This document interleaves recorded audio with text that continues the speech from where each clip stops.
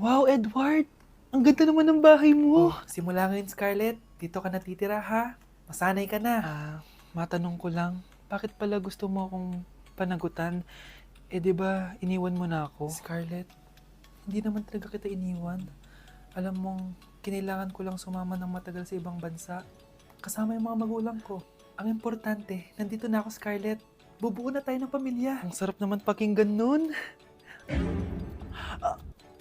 Oh, Scarlett, bakit? Ang sakit ng tiyan ko! Ha? Teka lang, tatawag ako ng nurse, ha? Diyan ka lang.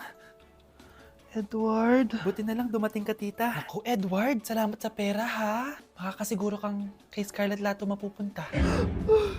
Bakit nandito yung babaeng yan, ha? Paalisin niyo yan! Ha? Anong nangyayari? Scarlett? Anak, di mo ba kilala? Nanay mo ko. Hayaan mo, baka dala lang ng pagbubuntis niya. Tawag lang po ako ng nurse, ha? Scarlett, diyan ka lang, ha? Edward, wag mo akong iwan, please! Wag mo akong iwan dito sa babaeng to! Akala mo ba makakatakas ka sa akin? Binigyan ako ng malaking pera ni Edward, oh. Nakuha ko ng gusto ko.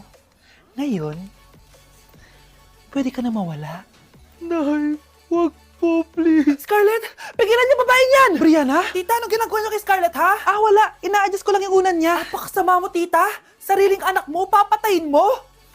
May ipapakulong ako dito. Ano? Kulong! Edward, nakatakas siya. Scarlett, hayaan mo na siya. Hindi ka na niya pwedeng saktan, ha? Paano yung pera? Buti na nakatakas ako. At least may cheque naman ako. Nasaan na yun? Nasaan na yung cheque? Ito, naiwan niya. Thank you, Edward. Masaya ako para sa inyo, ate. Scarlett, Brianna, hanggat nandito ako, poprotektahan ko kayong dalawa.